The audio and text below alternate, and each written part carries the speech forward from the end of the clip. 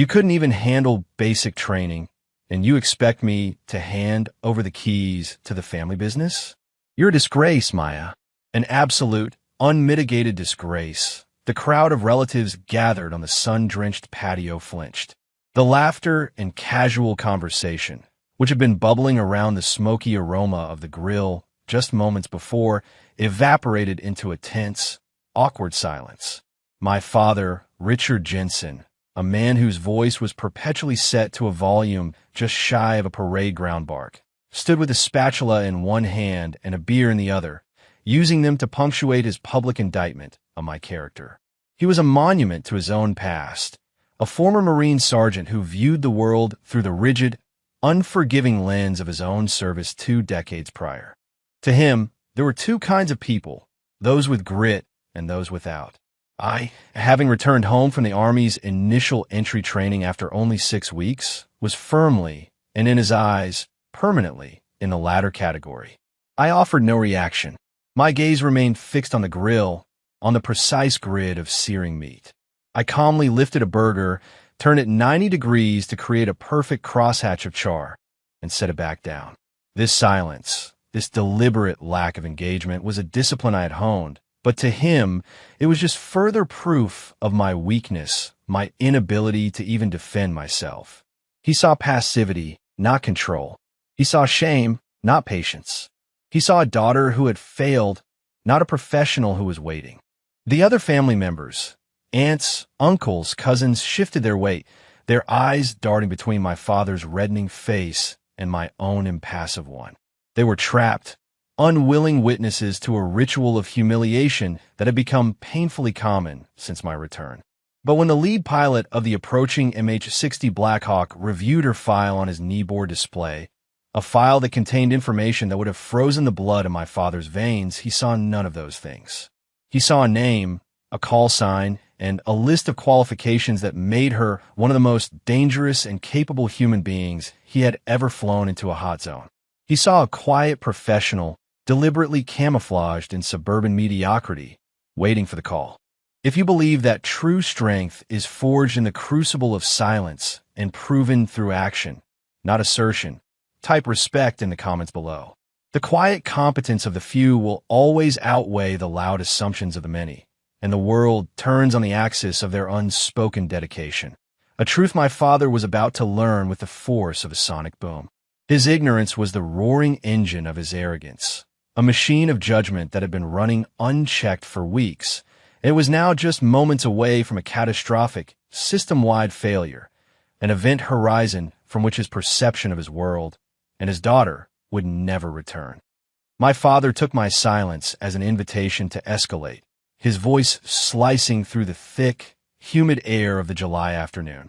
"Look at her," he bellowed, gesturing with the dripping spatula, spraying grease onto the pristine concrete. Not a word to say for herself. Because there's nothing to say. I served. My father served. We understood duty, honor, commitment. This generation, they want a trophy for showing up, and when things get a little tough, when a drill sergeant yells in their face, they run home crying, looking for a safe space. He was performing now, playing to the captive audience, his words a torrent of self-aggrandizing disappointment. He painted a vivid, entirely fictional picture of my time at Fort Jackson, a narrative built from his own prejudices and assumptions. He described me cowering in my bunk, unable to handle the physical demands, mentally broken by the discipline he held so sacred. Each word was a deliberate blow, designed to chip away at a dignity he assumed was already fragile. I continued my work at the grill, my movements economical and fluid. My focus was a shield. Inside my mind, I was not reliving a fabricated failure. I was running checklists. I was observing the social dynamics of the gathering, cataloging the expressions of pity, the smirks of schadenfreude, the genuine discomfort. It was an exercise in situational awareness, a mental muscle I kept perpetually toned. My father misinterpreted my calm demeanor as a symptom of defeat. "I try to teach you," he said, his voice lowering with mock sympathy. "I tried to instill some backbone in you. But you can't forge steel from clay, I guess. You just don't have it in you, kid." And that's the hardest thing for a father to admit, the irony, was a blade so sharp I could almost feel it. He spoke of forging steel, yet he had no concept of the fire I had actually walked through, a crucible so intense that his beloved boot camp would have seemed like a pleasant summer holiday. The program I had attended was not about breaking you down to build you back up as a soldier. It was about systematically dismantling you to see if there was an unbreakable core of pure, unadulterated competence at the center. It was a place where recruits were culled not for their physical weakness, but for the slightest hint of ego, for the need for external validation, for the inability to function in a state of absolute, isolated pressure. My failure was my graduation. My dropping out was my acceptance into a world he couldn't even imagine. The silence I projected was not the absence of a response. It was the presence of a discipline he could never understand. It was the calm of the professional, the deep, abiding confidence of someone whose worth had been tested and proven in ways that left no room for doubt and no need for argument. He saw a broken girl flipping burgers. The truth was he was looking at a finely tuned weapon, currently on standby. A new sound began to permeate the heavy summer air, a sound that did not belong in the peaceful symphony of chirping birds and distant lawnmowers. It started as a subtle, rhythmic pulse, a vibration felt more in the bones than heard with the ears. Womp, womp, womp, womp. It was a deep, guttural heartbeat that grew steadily in volume and intensity. Heads began to turn, conversations faltering as people scanned the cloudless blue sky. My father, annoyed at having his monologue interrupted, scowled. What now? Traffic helicopter? Probably another accident on the interstate caused by some kid texting and driving. No focus, no discipline, but this was no news chopper. The sound was too heavy, too powerful. It was the sound of immense weight being violently displaced, the signature percussion of military-grade turbine engines. The vibration intensified, rattling the glass in the windows of the house. The leaves on a massive oak tree in the front yard began to tremble, then dance frantically. A collective gasp rippled through the family as it appeared, a monstrous silhouette rising above the tree-line at the end of the cul-de-sac. It was a Sikorsky MH-60 Black Hawk, painted in a flat, non-reflective black that seemed to absorb the very sunlight around it. It wasn't just flying over, it was decelerating, its nose pitched up as it bled off forward momentum with an earth-shaking roar. This wasn't a flyby, this was an arrival. The downdraft hit the backyard like a hurricane. Paper plates and napkins were torn from the picnic table and sent spiraling into the air. The plastic tablecloth was ripped away, and the floral centerpiece my mother had been so proud of was sent tumbling across the lawn. The roar of the rotors was now a physical wall of sound, so loud it was impossible to think, let alone speak. It was a deafening, overwhelming presence, a brutal intrusion of a lethal reality into their serene, suburban fantasy. In the midst of this manufactured chaos, as my relatives shielded their faces and cowered from the wind and noise, I remained perfectly still. I calmly placed the metal spatula on the side shelf of the grill, my movements unhurried and deliberate. I picked up a clean cloth and wiped the grease from my hands, my eyes fixed on the descending aircraft. There was no surprise in my expression, no shock, only a quiet, focused readiness. This was not an interruption to my day. This was the end of my shore leave. The landing gear of the Black Hawk was now just feet from the pavement, the precision of the pilot astonishing as the massive blades cleared the neighborhood power lines by what seemed like mere inches. The quiet girl who had failed boot camp was gone. In her place stood an operator, her mind already transitioning, running through protocols, anticipating the mission briefing. My father's world was about to be fundamentally and irrevocably rewritten. With a final, ground-shaking shudder, the Black Hawk settled onto the asphalt of the quiet suburban street, its powerful engines whining as they spooled down to a slightly less deafening idle. The sheer audacity of the act was breathtaking. It was a machine of war parked next to a minivan and a row of neatly manicured lawns. The side cabin door slid open with a hydraulic hiss, revealing the interior, a space not of seats, but of complex electronics and heavily armed figures. 4 of them disembarked, their movements a symphony of practiced efficiency. They were clad in matte, gray tactical gear, their faces obscured by helmets and communications equipment. They carried short-barreled rifles, held in a low-ready position that was both relaxed and imminently threatening. They formed a small, impenetrable perimeter around the aircraft, their eyes scanning everything, assessing every house, every window, every frozen civilian as a potential threat. They moved with the predatory grace of apex predators, and their presence instantly transformed the familiar street into a hostile zone. One figure detached from a group and began walking toward the patio. He was taller than the others, and he moved with an unmistakable air of authority. He had removed his helmet, revealing a calm, stern face under a high and tight haircut. He carried his own rifle with an ease that spoke of thousands of hours of training. My father, his face a mask of bewildered rage, finally found his voice, shouting to be heard over the rotor wash. "Hey, who the hell are you? This is private property. What do you want with my daughter?" He took a belligerent step forward, planting himself between me and the approaching soldier, a futile gesture of paternal protection that was as pathetic as it was misguided. The team leader's eyes, a pair of startlingly pale, blue chips of ice, flickered over my father for a nanosecond, dismissing him as utterly irrelevant before locking onto me. He came to a halt a few feet away, his boots silent on the flagstone. The noise from the helicopter seemed to recede, the world narrowing to the space between us. "Ma'am," he said, his voice a calm, clear baritone that cut through the engine noise with practiced ease. "It's time." He said it not as a request, but as a statement of fact. Then he held out a rifle, an advanced M210 enhanced sniper rifle, its stock and chassis a marvel of lethal engineering. I simply nodded once, a sharp, precise movement. "Understood, Talon," I replied, my voice steady. I stepped around my stunned father and took the weapon. It settled into my hands, not like a foreign object, but like a part of my own body. My fingers instinctively wrapped around the pistol grip, my thumb finding the safety. The worn metal was cool against my skin. In that single, fluid motion, the entire narrative of my failure, so carefully constructed by my father, was utterly demolished. The way I held that rifle, the way my posture shifted from a relaxed civilian stance to the balanced, alert posture of a trained marksman, was an undeniable testament to a truth he had refused to see.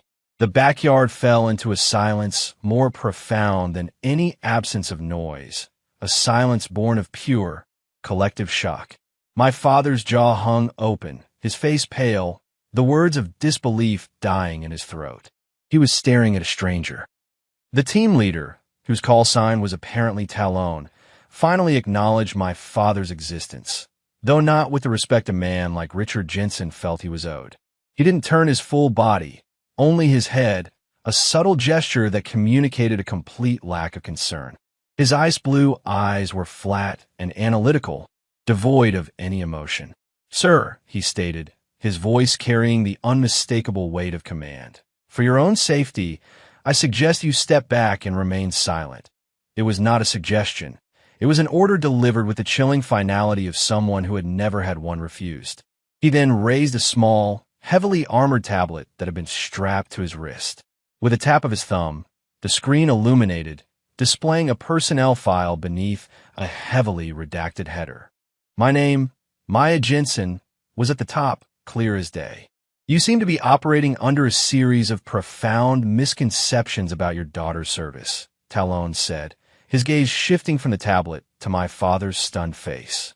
The narrator's voice would take over here, a dramatic overlay to the visual of the file, listing the hidden credentials not as mere data points, but as chapters in an epic of silent service. Unit classification, Tier 1, the file read. Designation, 7th Special Operations Aviation Detachment. Night Wraiths, this wasn't just a unit. It was a ghost, a myth whispered about in the highest echelons of the military. A group so secret that its primary mission was to ensure no one ever knew it existed.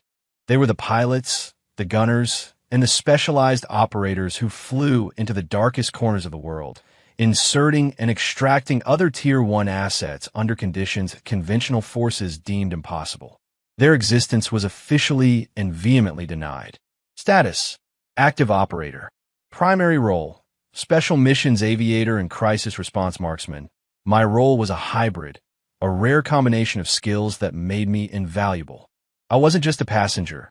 I was an integral part of the aircraft's combat capability, able to fly it, fix it, or fight from it with equal proficiency. The narrator would then explain the truth behind my failure. Initial entry training, Fort Jackson. Record shows voluntary withdrawal, week 6. Reality: selected and transferred to advanced selection phase, classified location. The washout is a standard cover for recruitment into sensitive programs. It is designed to sever all overt military ties, protecting the operator's identity and providing plausible deniability for the institution. Talon lowered the tablet and looked my father squarely in the eye. Your daughter didn't drop out of anything, sir. She was chosen. She endured a selection process that has a 98% attrition rate, a process that makes Marine boot camp look like a camping trip.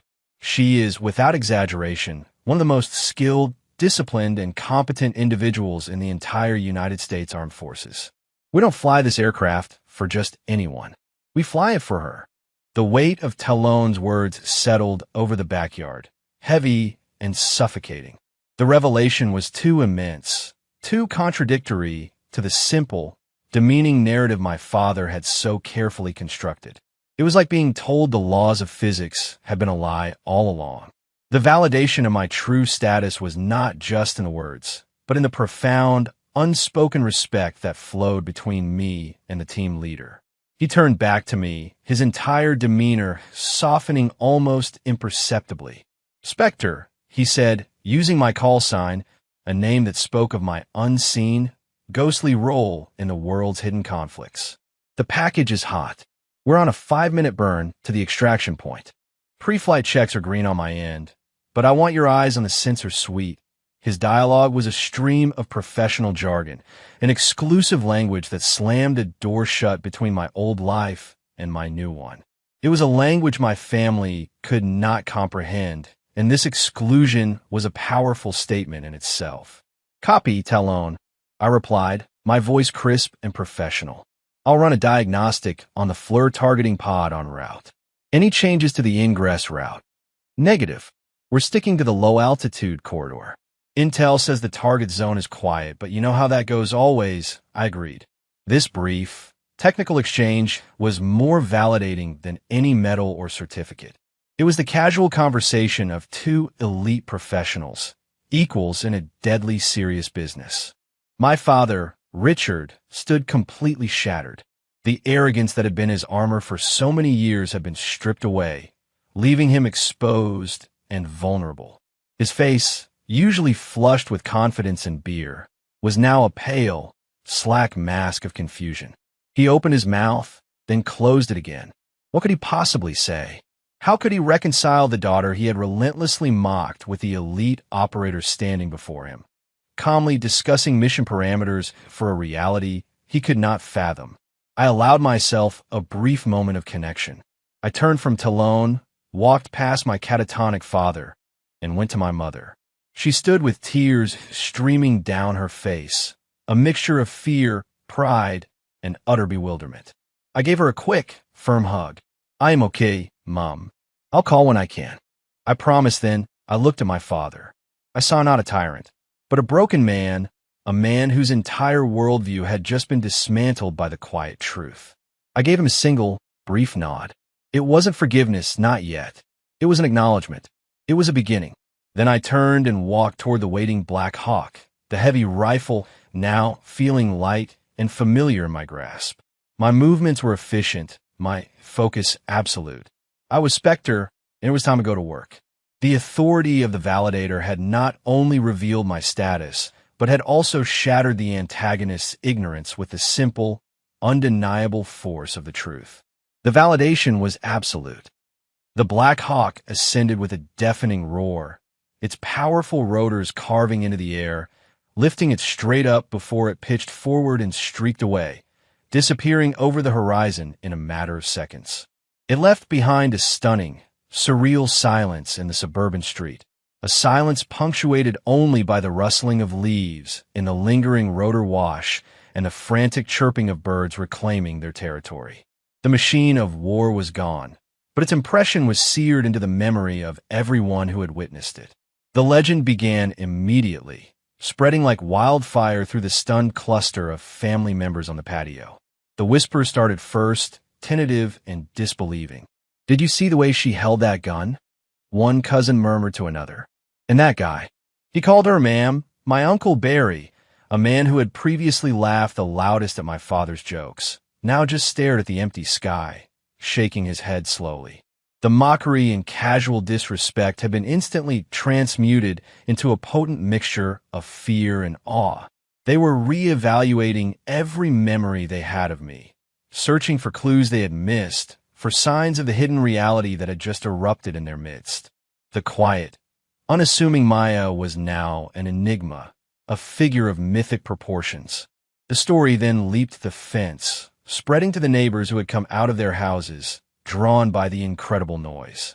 Their accounts, shared over phone calls and text messages, would become neighborhood folklore for years to come. The Jensen girl, the one who'd supposedly flunked out of the army, became the girl with the helicopter. The story would grow with each telling, embellished and exaggerated until the truth was less important than the legend it had created. Meanwhile, my father had retreated. He stumbled back into the house, away from the questioning eyes, and collapsed into his worn leather armchair in the den. The house was silent around him. He stared at the mantelpiece, at the collection of framed photographs that told the story of his family, his life, his values.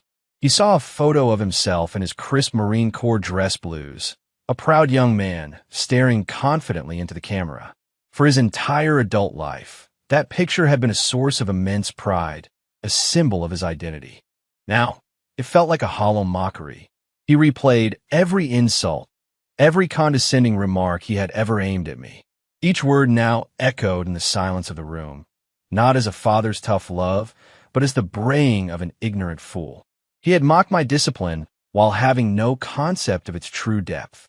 He had questioned my courage while I was engaged in operations that would have terrified him. He had called me a failure on the very day my excellence had required a Tier 1 military asset to be dispatched to his doorstep. The shame was a physical force, pressing down on him, making it hard to breathe. He was a man who had built his entire identity on the bedrock of his own judgment, and that bedrock had just been pulverized into dust. The journey from loud, arrogant critic to silent, humbled admirer was going to be a long and painful one, and it had just begun. The transformation in my father was not immediate or vocal. It was a quiet, internal process of demolition and reconstruction. His old certainties were gone, replaced by a vast, uncomfortable unknown. A few days after the incident, he walked into the local VFW post, his usual haunt where he and his cronies would trade war stories and pass judgment on the modern world. It was his stage, a place where his loud opinions had always been met with nods of agreement. But this time he was different. He sat at the bar, nursing a beer, and said nothing. He was an observer now, not a performer. One of his old friends, a man named Henderson, sidled up to him and clapped him on the back. "Heard your girl got into some kind of trouble, Rich," Henderson said with a chuckle, having heard a wildly inaccurate third-hand account involving police and a misunderstanding. "Guess that army thing didn't take after all." The old Richard would have launched into a tirade, using the moment to amplify his own narrative of disappointment. The new Richard did something far more powerful. He turned slowly on his stool and looked Henderson directly in the eye.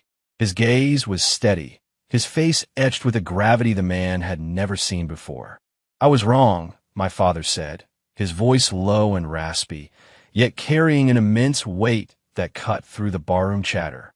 "About her. About everything. I was wrong." He offered no further explanation. He didn't need to. The sheer, unadulterated sincerity in his voice, the profound humility in that simple admission, was enough. A stunned silence fell over their corner of the bar. Henderson, taken aback, could only stammer an apology and retreat. In that moment, my father began to learn the lesson I had learned long ago, that true strength often lies in quiet admission, not loud assertion. He was, in his own way, being mentored by my silent example. His world had been cracked open, and he was beginning to see the complex realities that lay beneath the simple surfaces he had always judged. He started noticing the quiet people, the ones who didn't boast, and wondered what hidden depths they might possess. His arrogance was being replaced by a nascent curiosity, a cautious humility. Later that week, in a quiet, solitary act of penance and respect, he took down the large, framed photograph of himself in his Marine uniform that had been the centerpiece of the living room mantel for 20 years. He carefully wrapped it in cloth and put it away in a closet. In its place, he put a small, simple snapshot of me, taken just a few weeks before the incident. In it, I was just smiling, a candid, unguarded moment. To any visitor, it was just a picture of a daughter. To him, it was a constant, humbling reminder of the quiet professional he had so spectacularly failed to see. It was the first brick in the foundation of a new relationship, one built not on his assumptions, but on his newfound respect. A year passed, a year in which the world turned, and its hidden conflicts were fought by people like me in places that never made the news. When I finally came home on another short leave, the atmosphere in the house was profoundly different. The oppressive tension that had once filled every room was gone, replaced by a quiet, fragile peace. My father had changed. The bluster and arrogance had been stripped away, leaving behind a man who was more thoughtful, more hesitant, and infinitely more respectful. He didn't greet me with a litany of questions about my job. He had learned that my world was sealed off from him by necessity and law. He didn't try to offer unsolicited advice based on his own antiquated experiences. Instead, he asked simple, meaningful questions. Are you eating enough? Are you getting any sleep? Are you okay? He was trying to connect with the daughter, not the operator, the person he had neglected in his obsession with the uniform. Our conversations were shorter, but they were deeper. We spoke of small things, the leaky faucet he'd finally fixed, the book I was reading, the neighbor's new dog. In this shared space of mundane details, we began to carefully rebuild our relationship, piece by piece, on a new foundation of mutual respect. He no longer saw me as a failed extension of his own legacy. He saw me as a person in my own right, a professional whose skills and sacrifices he could not comprehend but could, finally, honor. The story of that day had become a cornerstone of our family's modern folklore. It was a cautionary tale, a lesson passed down to the younger generation of cousins. It was in the way my younger cousins now looked at me, with a quiet sense of wonder, not asking about guns and helicopters, but about focus and discipline. One afternoon, I sat with my youngest cousin, a boy of 10, and taught him not how to shoot, but how to tie a series of complex knots, a skill that required patience, precision, and focus. As he struggled and then finally succeeded, a look of proud accomplishment on his face, I knew this was the real mission. I was imparting the philosophy of quiet competence, not through stories of war, but through small, tangible actions. That was the legacy that mattered. The true measure of a person's impact is not found in the singular, explosive moments of revelation, but in the slow, steady current of change that follows in their wake. My father's transformation was the most profound testament to this. He became a student of silence. He learned to watch, to listen, to look beyond the surface of people and situations. He found a new kind of strength, not in the assertion of his own rightness, but in the quiet admission that he did not have all the answers. One evening, he sat alone in his den, watching a late-night news report. The anchor spoke in vague terms about a successful hostage rescue operation in a volatile, unnamed region. The report was sparse on details, attributing the success to regional partner forces with U.S. advisory support. It was a sanitized, officially approved narrative designed to conceal the truth. There were no names, no pictures, no glory. But my father watched, and for the first time he understood. He knew that advisory support was a euphemism for the sharp, unseen tip of the spear. He knew that in the heart of that chaotic, dangerous event, there were quiet professionals like his daughter, operating with lethal precision in the shadows, their deeds destined to remain uncelebrated, their names forever unknown to the people they protected. A complex mixture of emotions washed over him. A cold spike of fear for my safety, a deep well of sorrow for the burdens I carried, and an overwhelming, boundless pride that left an ache in his chest. He had finally learned the most fundamental lesson of my world. The loudest voices in the room are almost never the strongest. True strength, the kind that alters the course of events and safeguards nations, doesn't need to announce its presence. It doesn't require validation or seek applause. Its only testament is the quiet, undeniable evidence of a job well done. Legacy is not a monument you build to yourself with words and boasts. It is the solid, unseen foundation you lay for others through your actions. It is not found in the thunder of self-promotion, but in the quiet, resonant echo of your competence.